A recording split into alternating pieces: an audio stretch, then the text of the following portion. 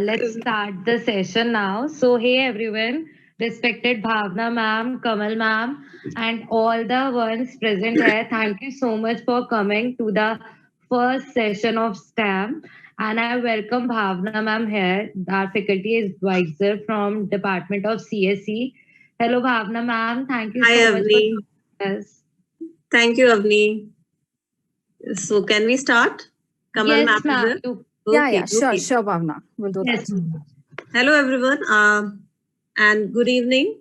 I'm Dr. Bhavna Sharma, Associate Professor in Department of Computer Science and Engineering, JCRC University. So, I welcome our guest, Kamal Shri ma'am, on behalf of Department and JCRC University. Welcome, ma'am. And first, I would like to thank you for sparing time for us and, of course, for facilitating this session. And first of all, I would like to also tell you about Developer Student Club. It has been creating opportunity for every student associated with the Department of Computer Science and JCRC University. So I really appreciate the efforts done by Avni and her team. So I really appreciate them for this great initiative that they are taking.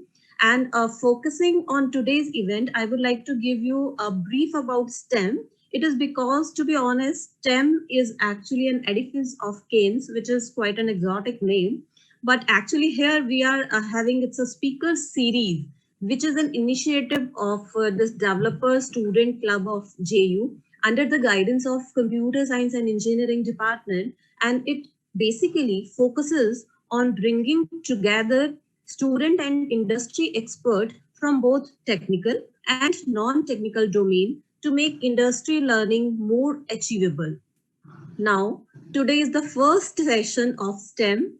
So we are very excited in this series. This is again a great movement. And to make it more memorable, we are having our guest, Ms. Kamal Shri, Google developer expert, to give a session on Flutter.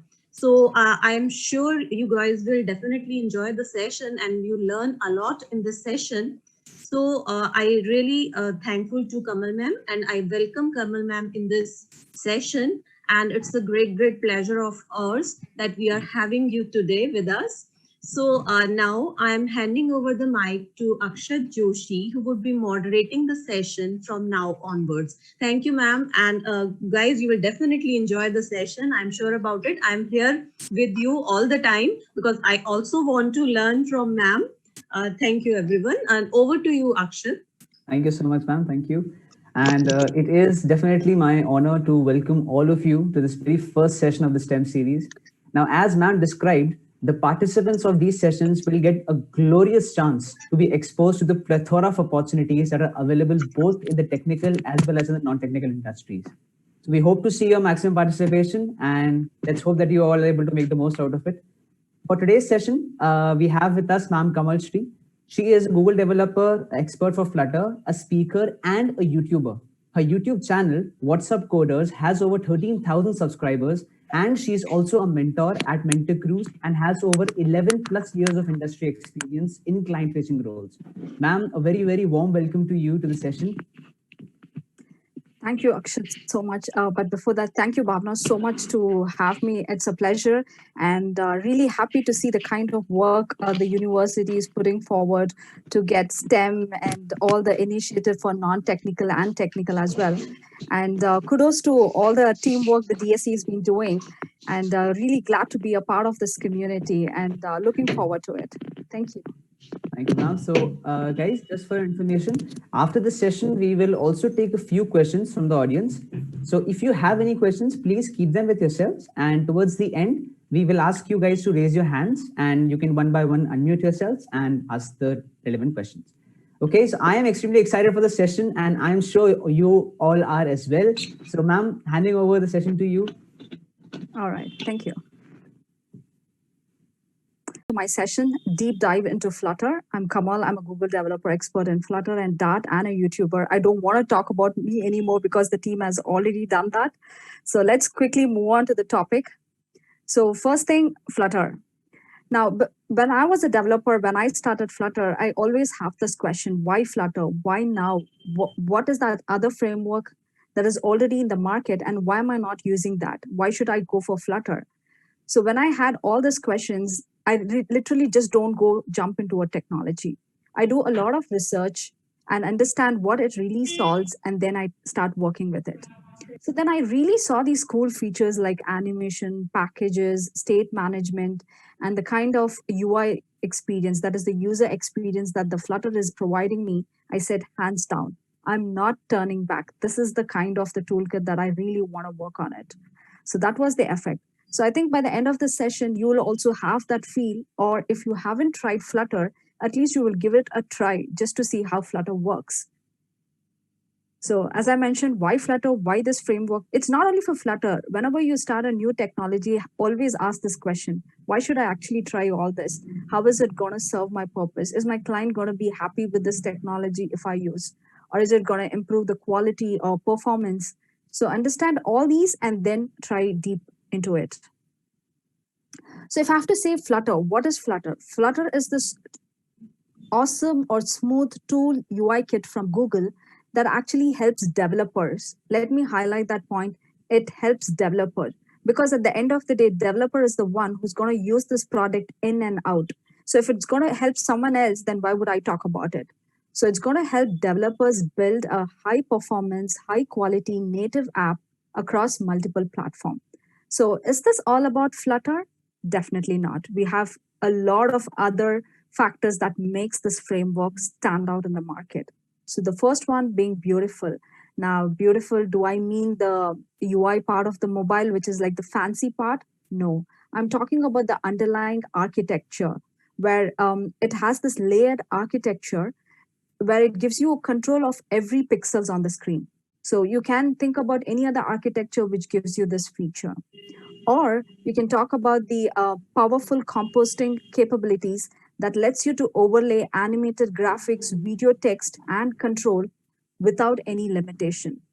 And Flutter is also free, it's open source, and the community is huge. In the span of 1 year, you can find that almost we have 2 million developers using Flutter. And since I told you it's free, you can get in touch with the community anyway, whether it could be GitHub, Reddit, Discord, Slack, Twitter, Medium.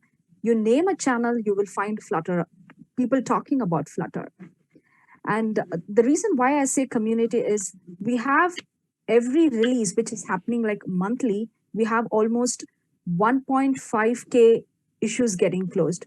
So does this mean that people are just closing issues? No, that means we have so many updates happening and we have these updates getting resolved by developers like you and me. Since it's open source, you can work on it, I can work on it, anybody can work on it who has a passion or interest towards Dart or Flutter. Next, when I say fast, do I have a number saying, okay, this X framework is faster than this Flutter framework? No. When I say fast, I'm talking about the hardware accelerated Skia 2D graphics engine, which is the same that's used on Chrome and Android. The same graphics engine is used here. And this is architected in such a way that it provides a glitch-free, jank-free graphics at a native speed of your device. So that is how it is fast. The moment I create a Flutter application and run it on my emulator or the real device, it used to take almost like 12 to 13 seconds. Now it just takes 6 seconds. Now you can see the kind of progress and fast that we are looking for. And then cross-platform, definitely you know that we have in Flutter, everything is called widgets. Whether it could be a container, a column, a row, everything is a widget.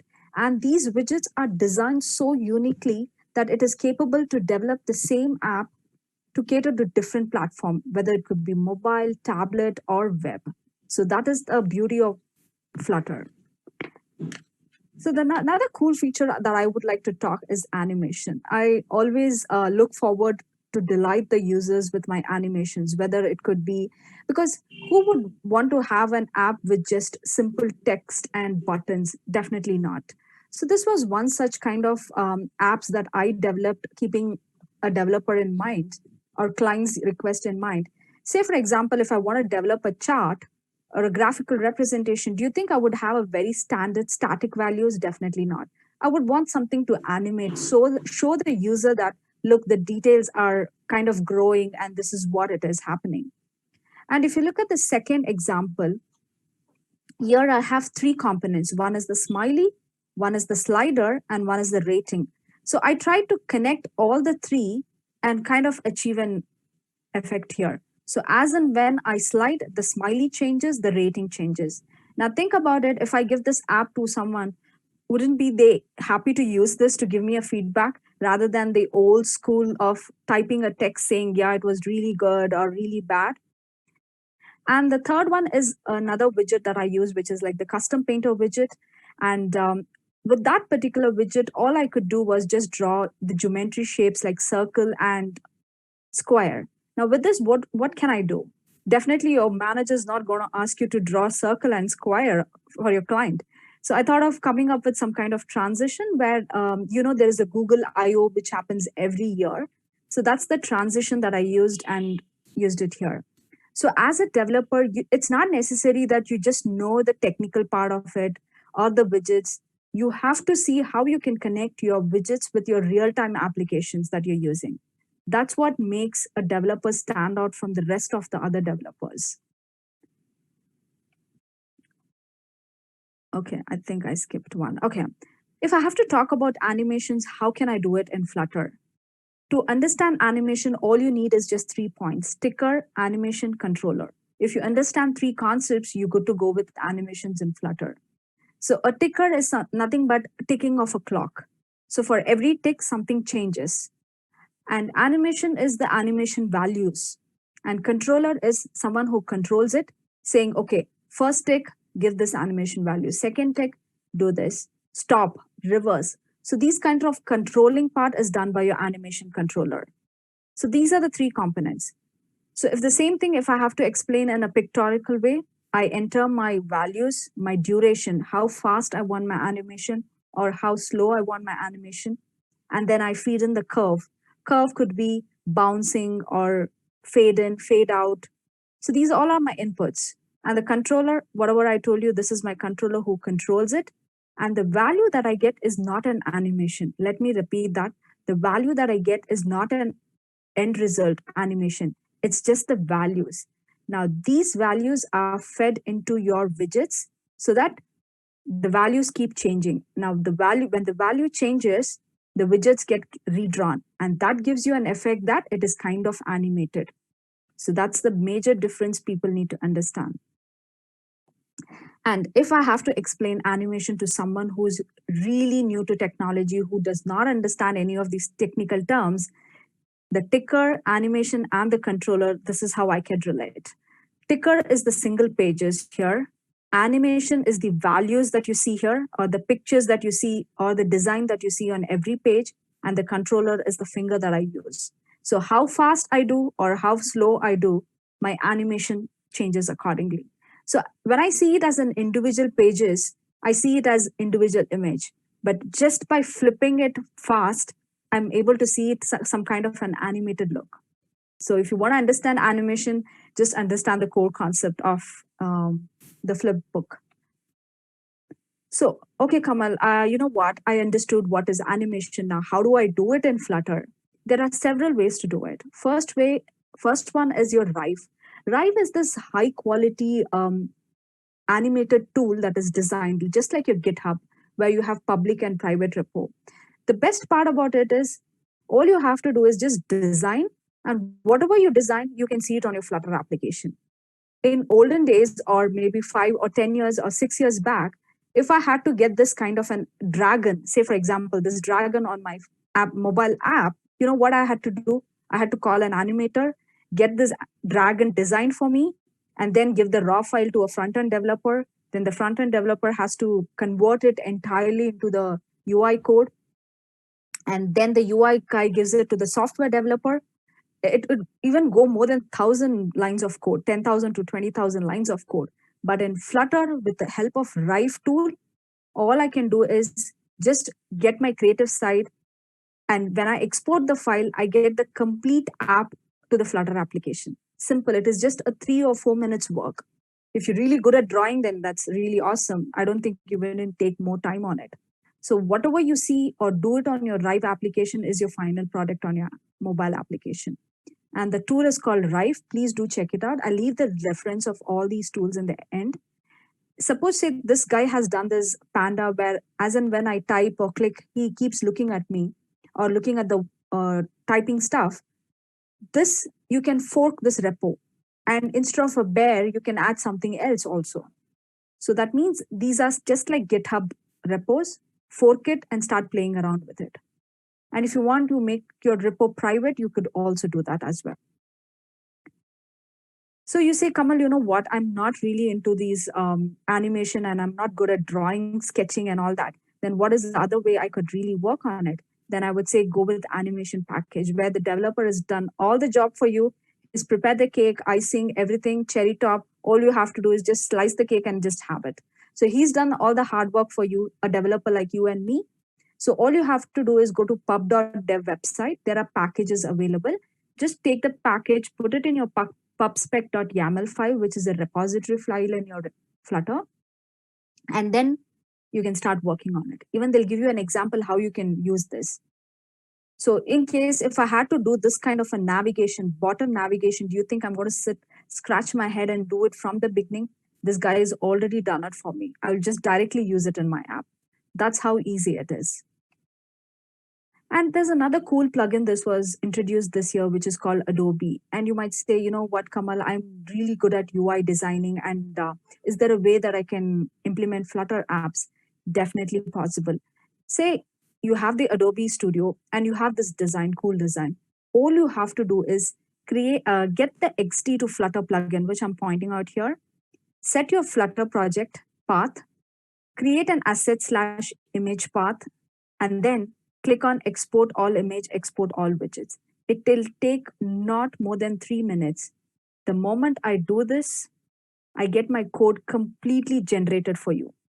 If I have to do this code from beginning to end right now, even if you ask me to do, I will take 3 days to get this kind of crisp look, this kind of a neat look. It'll take 3 days for me to do. Still, I'll keep stumbling on it because I'm not that kind of a designer person, because everybody do not have the talent of getting the padding, margin, shadow, all that.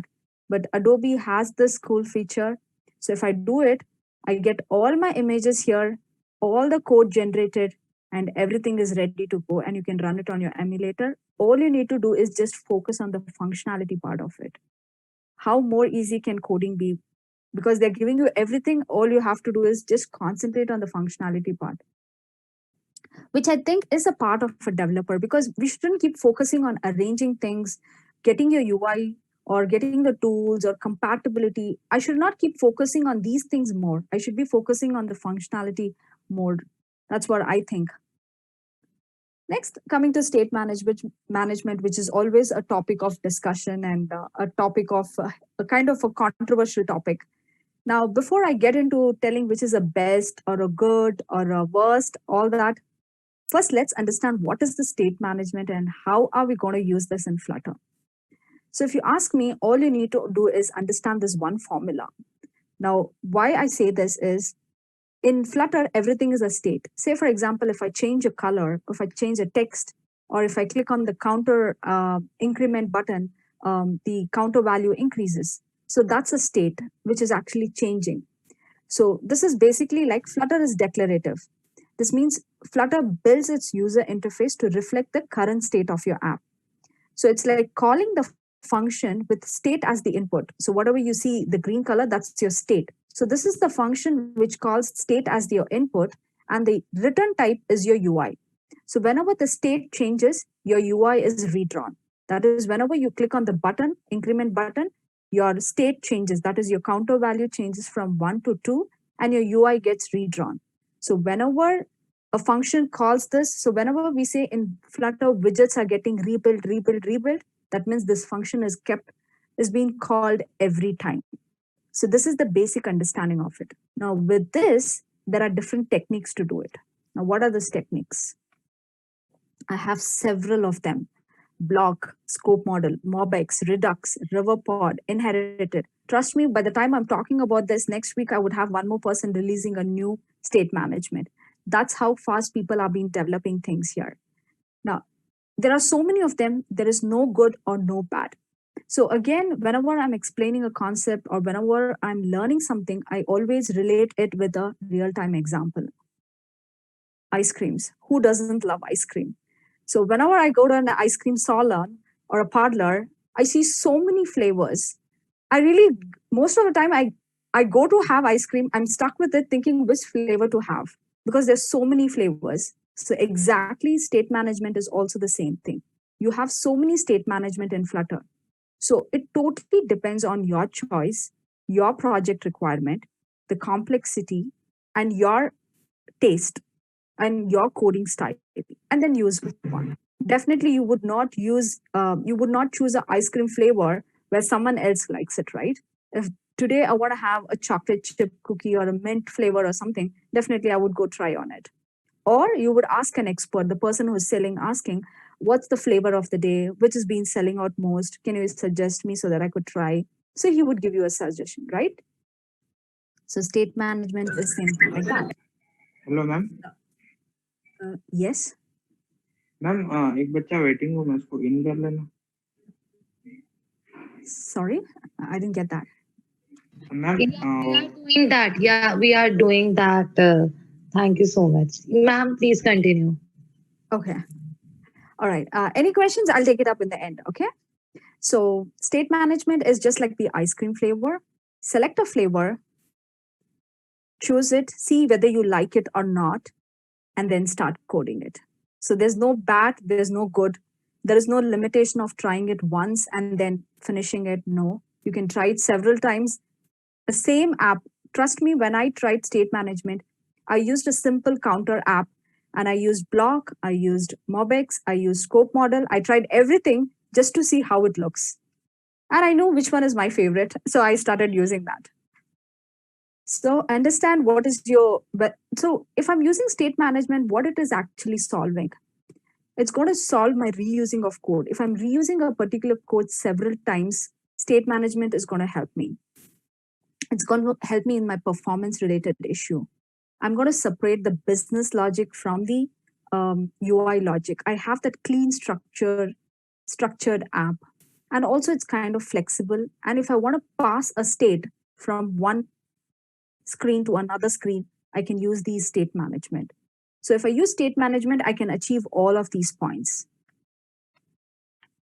So when to use a state management is understand your requirement. Say, for example, if I'm going to use a simple counter app, do you think I would go for a block? Because the boilerplate code used in structuring a block, a counter app, is more than what the app itself takes. So in that case, I would go for a simple set state. Why would I even think about this complex block, even though block is my favorite also?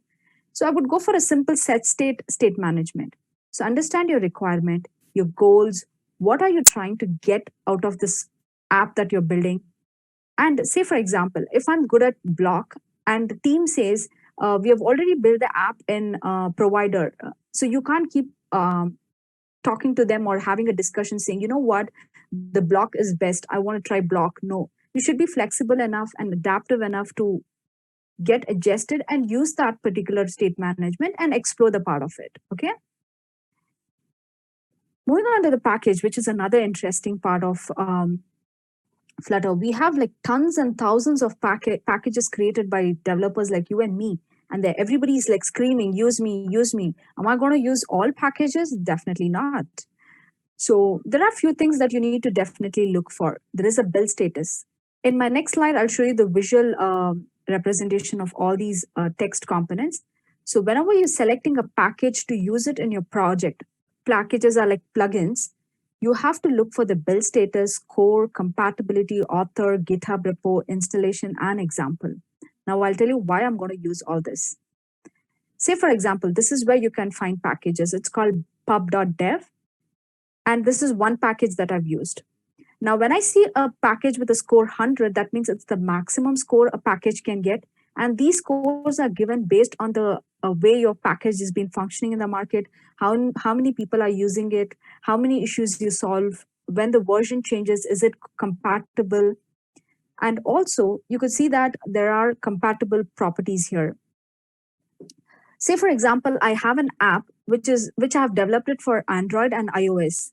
After 6 months, this package or this app gets moved to web version. And if this package that I've used is not compatible with web, don't you think I have to reinvent this wheel of using this package onto the web version? So I have to see what is the alternative. So always be cautious enough to see if all these supports are there and then use a package. Or else if it moves to web, then you have to think about what you have to do with that package. You have to find an alternative one or change the existing one. Then look for README changelog examples where they give you all the details about this package, installation, and the version name. Say, example, we have a version 1.01 today, and it had few updates. Tomorrow there is 1.1, and you don't want 1.1 version. You want only 1.0 because that's the update that you're looking for. Then see that kind of a version and update your pub spec accordingly. So look for all those version details.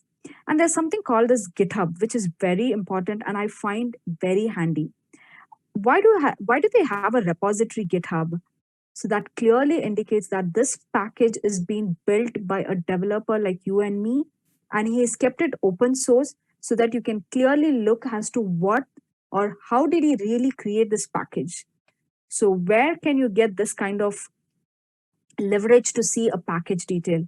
So any packages on pub.dev is open and free to use. And in fact, you can see how he's built it. And also you can see, say for example, you have this graph animations.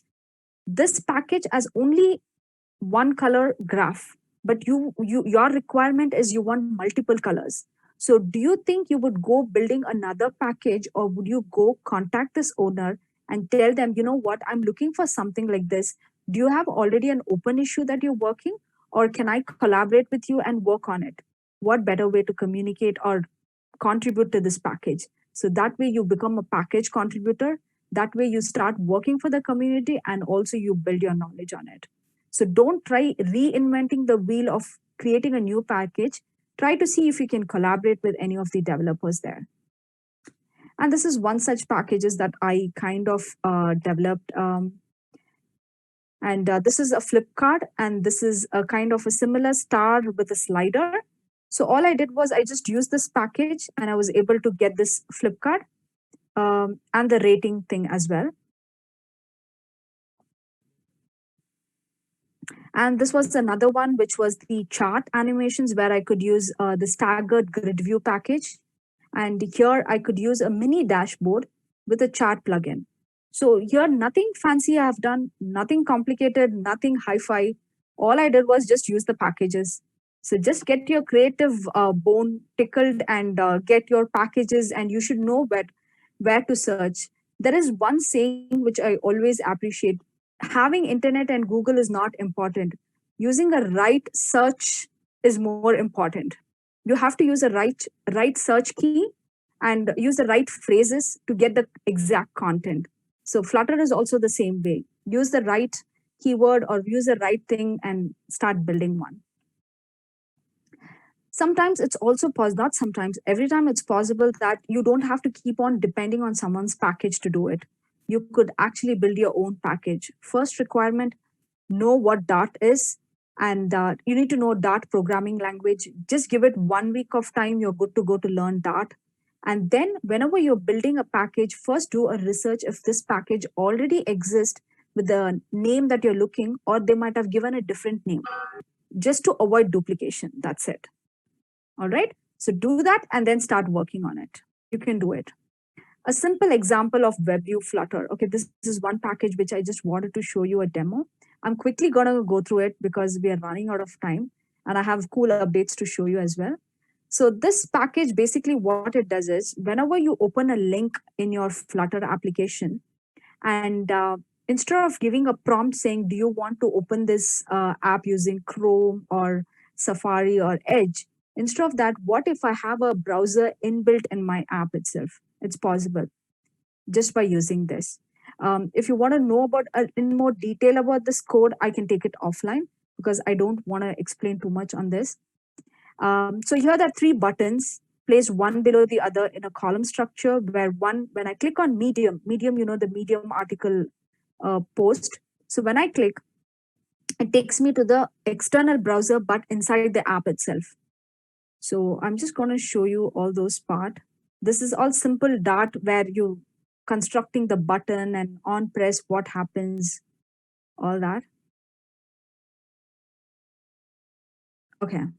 So I have 3 buttons. So when I click on this button, GitHub, instead of taking to the GitHub page, which is like asking, okay, do you want to open a browser here, Chrome or Edge?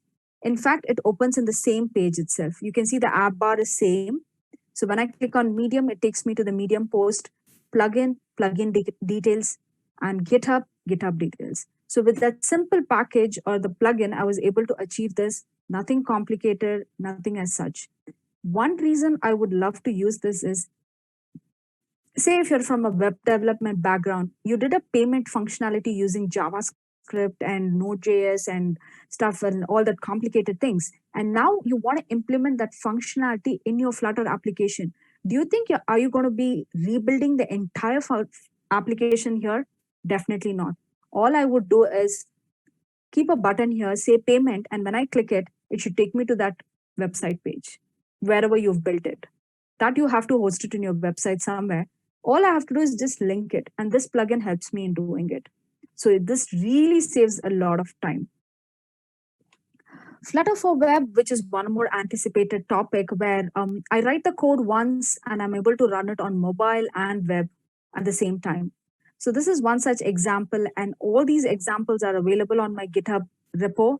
You can find the code, and here I developed it on mobile and I was able to run this code on my desktop. So the only change that I did was if the screen size is bigger, I want 3 blocks. If it is smaller, I want 2 blocks, and then mobile block is just 1 block. So this is what the small change I did. Other than that, the code all remained the same. So this is one more such example that I've created dashboard because it's kind of a unique because it's kind of overlapping and a stack and the 4 grid, 3 grid, 2 grid, and 1 depending on your platforms.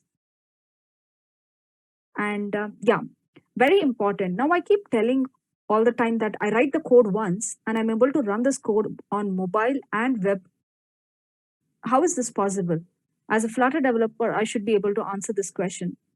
The one that you're seeing on the left side, this is the architecture of a mobile. And the one on the right you see is the architecture of a web. So there's one section which is common in both of it, which is the green one, which is the framework. So as a Flutter developer, I would be concentrating only on this block. This blue or yellow is of not my concern. This is the responsibility of the framework to take care whether am I accessing through my mobile or my website or my desktop. It's the framework's job, which is the Flutter. So all my job is to just do the code and give it back to the SDK, and it'll take care of it.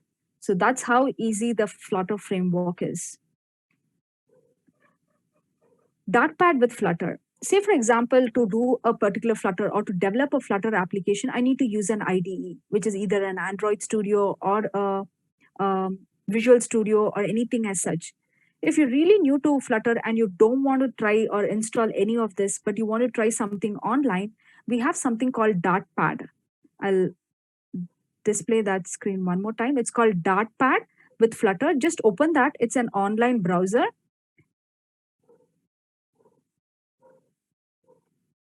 Okay.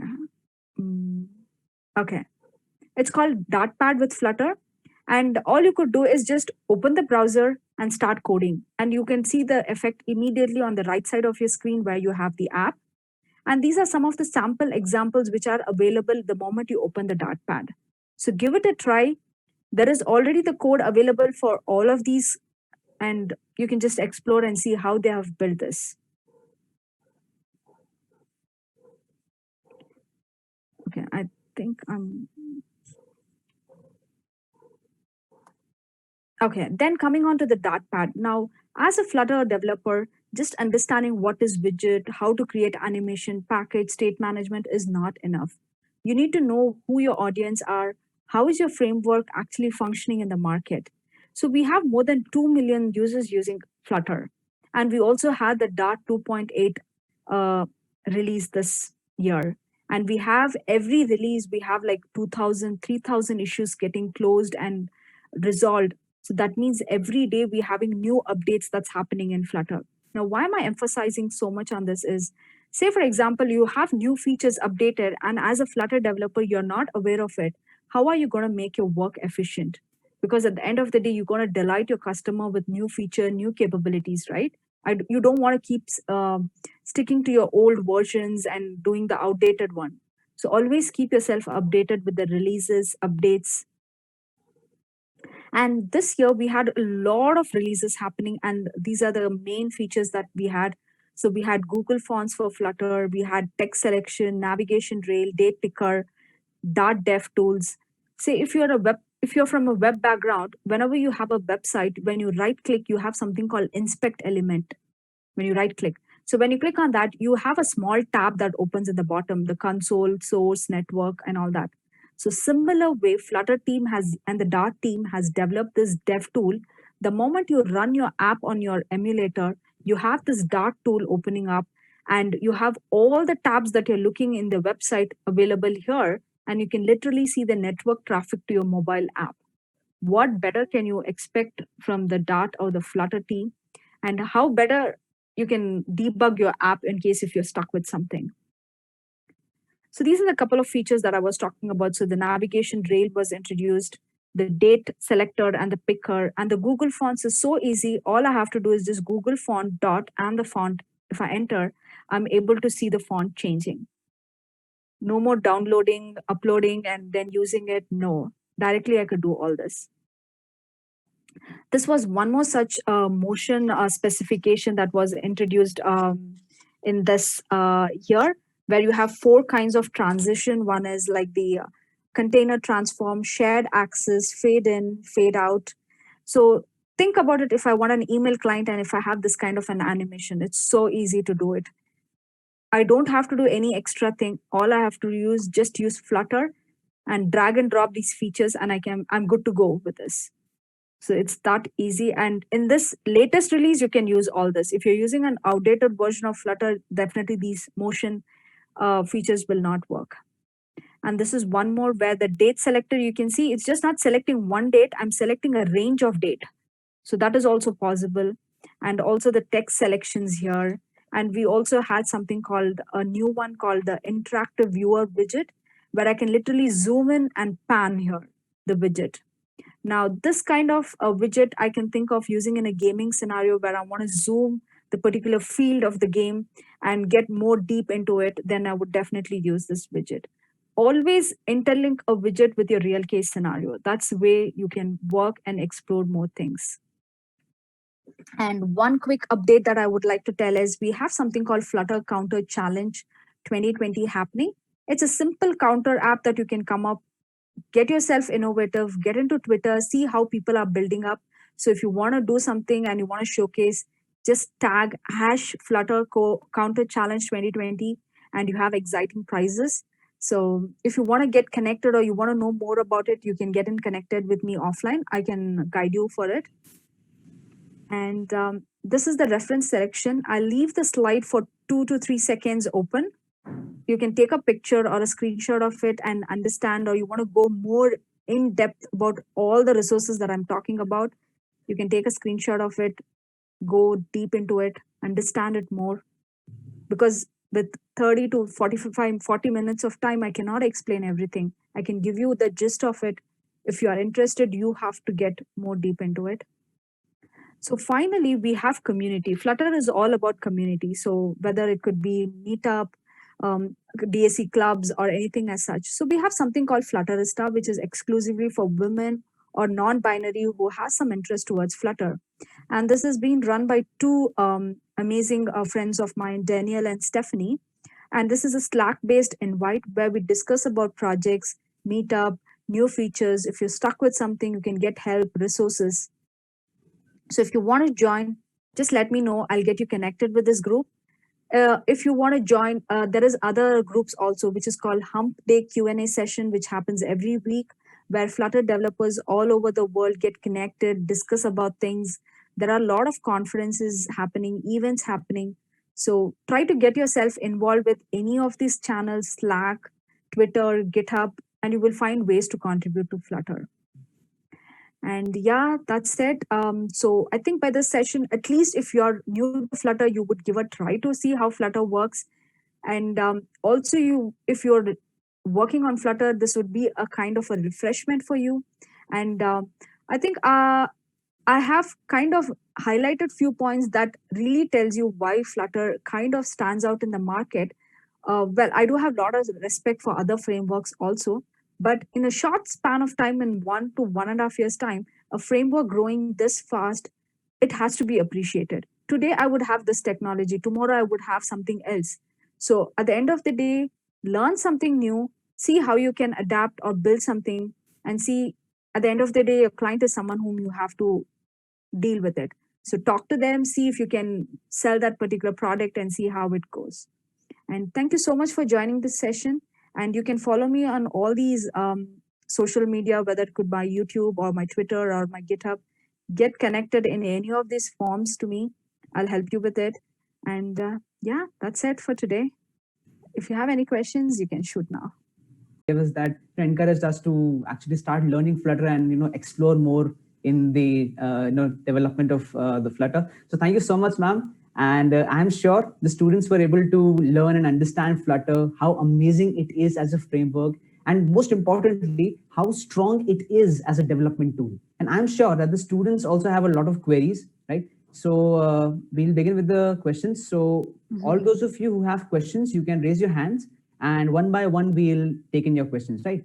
Okay, so first up, we have Kushagra. So Thakshit, can you please unmute Kushagra so that he can ask his question?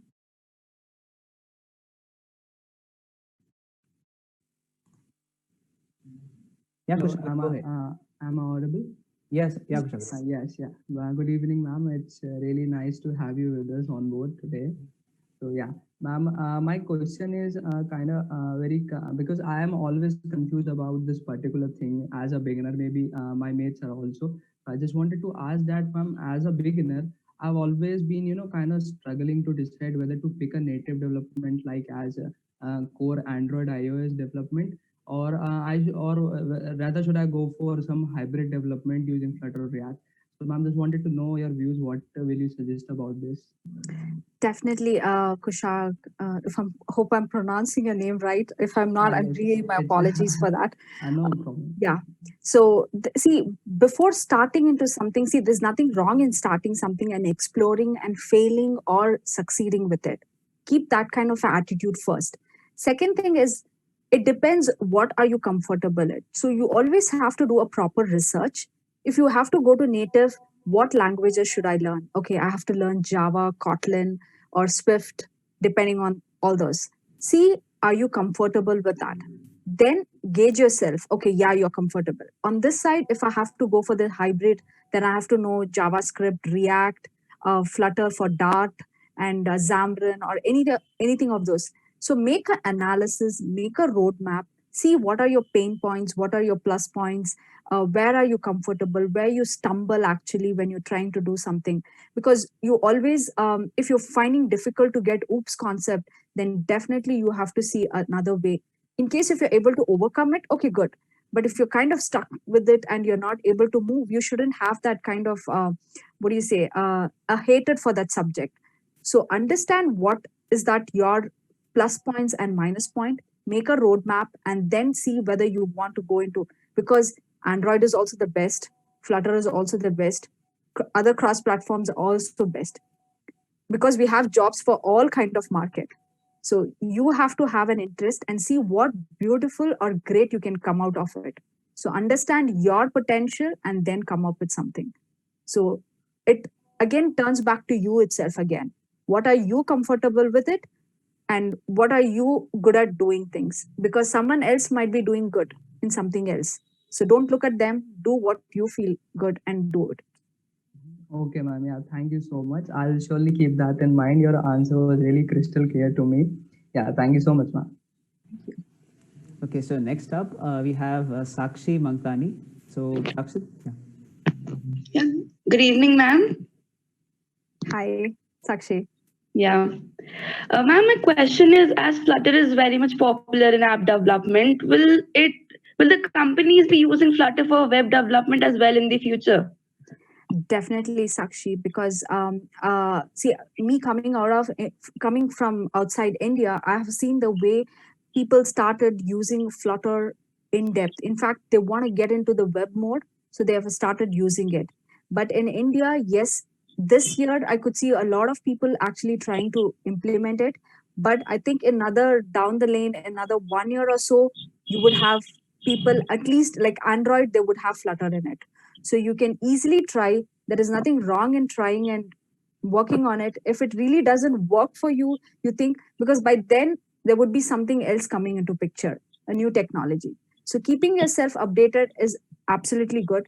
But down the lane, we would have all companies looking for one code and developing. Say, for example, until now, if I had to develop an app, I need to have an Android developer, I need to have an iOS developer, web developer, backend, software, everything. But now, trust me, if I have to develop an app on both mobile, Android, iOS, web, desktop going forward, all I need is just one developer who's a Flutter developer. Don't you think company would really go for it? Yes, So, ma'am.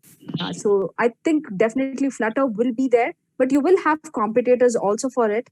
So yeah, you will definitely find a good market for Flutter. Thank you, ma'am. Welcome. Okay, next, I guess we can take Navneet first. Navneet Kaur. Good evening, ma'am. Good evening, Navneet. So, ma'am, my question is like sometimes we feel like we cannot find a perfect or a relevant database for our applications. So, what you might suggest for to find a good database for a Flutter applications? Okay. I feel Firebase is kind of easy because it's kind of compatible with Google. See, Google product is Flutter. And if you have something built using Google, then it's Firebase. So even if I have any issues, there is Google to support me with all the issues getting resolved rather than going for something else and trying. If it's just a passion project that you want to see, just test it. Yeah, you can go for other databases.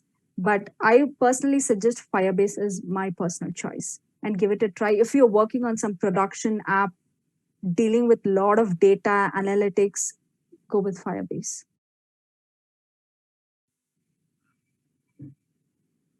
Okay. Thank you, ma'am. Yeah. Thank you. You're welcome. Okay, I guess I missed Ananya there. Ananya, are you there?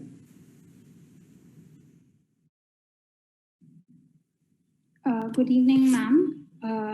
Ma'am, my question was that when it comes to iOS development, like which is better, Swift or Flutter? Since like I've been searching on it, and I think Swift is very viable and preferred by all. So, also, do you believe that Flutter can take over to Swift in future?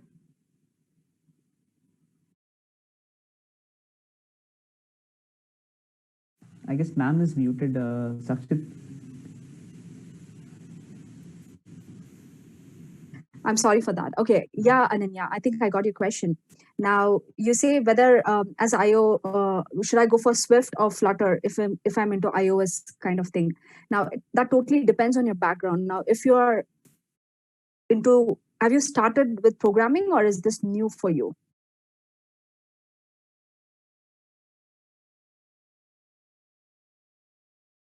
I think Ananya is okay. Yeah. Yeah, I was muted.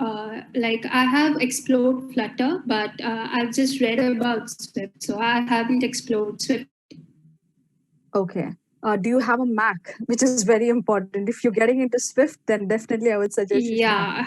Okay, yeah, fine. I So have if you it. have Mac, then yeah, good. Okay. Now, one advantage is if you want to try Swift and you want to stick to it, just want to be an iOS developer, then please go ahead, try with Swift.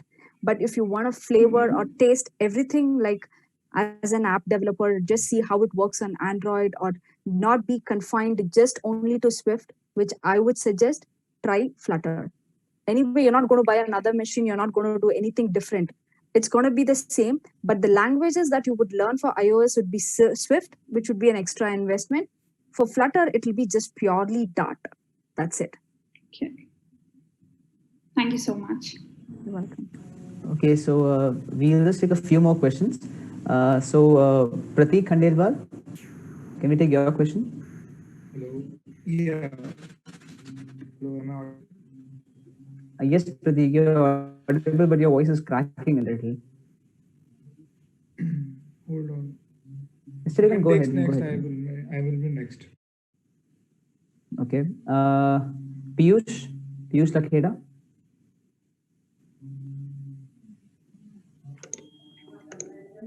Am I audible? Yes, Piyush. First of all, thank you, ma'am. That was such an insightful session for us. So my question is, ma'am, as you already told, that communities plays an important role in improving a technology. So, ma'am, both Flutter and React have such a good communities, and so, ma'am, how one is better from another, and what perspective the other product-based companies have for them? Thanks, Piyush. That was a very good question. Everybody, I think I get this question thrown at me at every conference that I go. So, but definitely I'm going to answer it again.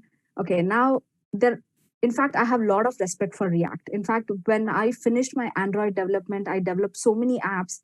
I was in a kind of a dilemma whether to go for now React or Flutter. That was the two things that actually I had in my mind. But then what happened was, if it totally depends on you actually, or me, the person who is doing it. If you're more from a JavaScript background, you're more comfortable with web development, then you would find React more special to you. But if you're more from an Android background or a Swift, you know the pain points that you actually went through when you're developing these apps, and you would go, or you would have that affinity towards Flutter a lot. I've seen this in my analysis. I've seen this so much.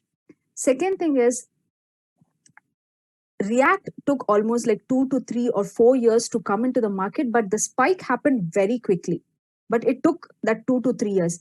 But if you see the same way in Flutter, within 1 year, whatever they've been doing it like for 2 to 3 years, Flutter was able to do it in 1 year, and that could go very fast. So if people are really working on the issues so fast with so much rich library, and React is taking that slow step, obviously I want my issues to get resolved. Because when I started Flutter in 2019, yes, we did not have Google Maps support so much. But down the lane, I think in 4 or 5 months, we had that fully fledged Google Map working. So if a client is asking, can you please implement a Google Map for me? And if the React or XYZ framework is taking like years to resolve that particular issue, why would I go for that kind of a framework? Flutter just took 4 to 5 months. Maybe there would be another XYZ technology in future, which would take only weeks. Then definitely I would try to go for that. So I will not stick to one technology going forward or throughout my life. I will keep changing myself to see which one serves my client or which one serves my purpose. That way I would go. So those are the major differences that I found in React. But a lot of respect for React. If you're a React developer, React also is doing amazing. But it depends from which background you're coming and how you pursue things, or which you're comfortable with. Okay, next up we have Prateek. Hello, good evening, ma'am. Hi, Prateek. Ma'am, my question is like I'm using Flutter from last 7 to 8 months, and I'm being just trying to applying in G-Shock for a Dart section. Mm-hmm. So I was not able to find out the higher libraries that we have used, like FFI and in that SPDX license, some projects that has not been implemented in the last G-Shock year, which can be implemented this year, and we can work for the better to learn more things. But the documentation we got in the Dart website is a little bit complicated and not easy to understand. So can we have some suggestions for the documentations. Okay, the only suggestions that I would say, because if I have to go, I can keep on going for like hours together talking about it. Ping me offline. I'll take it up with the backend Google team or the Dart team. Let me see if I can get you connected with any of them and see if I can get your issue resolved. Because I need to do an analysis as to what kind of issue you're facing, how I can solve it, or is there any other alternative? I can let you know about it. So just ping me after it or get one of your DSC, contact me, give me your email. So we'll take it forward from there. Fine. Okay, thank you so much, ma'am. And guys, I really know you all have a lot of questions, but we are running out of time. So we won't be able to take all of them. We did receive one question in the chat, which I definitely would like to take up once. Mhm. So ma'am, one of the students has asked that if I make a reminder app in Flutter, then is the app going to work in the background? Because he has read that Flutter, doesn't make the app work in the background. Yeah. So what run in the background? I didn't get that question. When he says that if he develops a reminder application, so Okay. will that application work in the background Okay. of the OS? I mean, Okay. I haven't tried that, but definitely that's something to be researched. Who was that? Piyush. I think one of the students did. I'll just find out just 1 second. Okay, so this was sent to me by someone. Okay, fine. No worries. Ashish, No worries. yeah, this is Ashish Bishnoi, ma'am. Ashish Bishnoi. Okay. Okay, Ashish. I think that's a good question. I haven't tried about the reminder one. I'm not sure because I can say yes or no right now, and then I do an analysis, and then I find out it's no. Then it really doesn't look good. So let me do that. Get in touch with your DSC and give me your contact. I'll get back to you on those details. Okay, thank you so much, ma'am. You really answered the questions very well. I mean, I'm sure all the questions, all the students are crystal clear with whatever queries they had. And thank you so much, ma'am. This has been a wonderful, wonderful evening, a wonderful session. A very insightful session, to be honest. We learned a lot. We got to understand a lot of things. And that is it, ma'am. Thank you so much for being with us. And is there anything, Avni, would you like to say something? Yeah, ma'am, thank you so much. And at last, I would actually thank Harshita for actually inviting Kamal ma'am here because if Harshita would not be there, the session was not even possible. And Sakshit and Dhananjay for managing it so well. So, Harshita, would you like to add on something here? Thank you, Avni, for your kind words. It had been a journey in itself in organizing this event. And thank you, Kamal ma'am, for giving this amazing and intellectual session. It had been a great experience in hosting you today. And the before the session moments that we got to have with you, they were amazing too. Like we got to know so much from you. And thank you for connecting with us and kickstarting our new endeavor. And we hope to host you again someday. And I would like to thank you, Bhavna ma'am, for being here with us and always guiding us through everything. And lastly, I would like to thank you everyone who had stayed till the last point. It was great having you all here in the beginning of our new venture. And we will be having more of such sessions in the near future. So stay connected with us and get the opportunity to meet so many of the great personalities and learn from them. You can follow us on all of our social media handles. And Sakshit will be giving you a feedback form in the chat. So please fill it because it will make us know what do you guys want and how do you feel, how did you felt in the session. And also don't forget that from tomorrow Android study jams are starting, so be there too. And that's it from my side. Right. Firstly, I would like to thank the university, the DSC, the sponsors, or the organizers, everybody, for giving me this opportunity and interacting and taking me back to my old college days, where I really used to enjoy, but not this kind of virtual thing. And I'm sorry if I've not answered a couple of you guys' questions because we were running out of time. So you can reach me out on my Twitter handle or my GitHub. You can just post questions. I can pick it up. And yes, Bhavna ma'am and your department, thank you so much for having me. And also looking forward for future collaborations with you guys. And deeply one of the well-organized and structured conferences or an online meetup that I've seen. Thank you so much. Glad to be a part of it. Thank you so much, ma'am, for Thank joining. you so much, ma'am. Thank you. Have a nice evening. ma'am. Bye.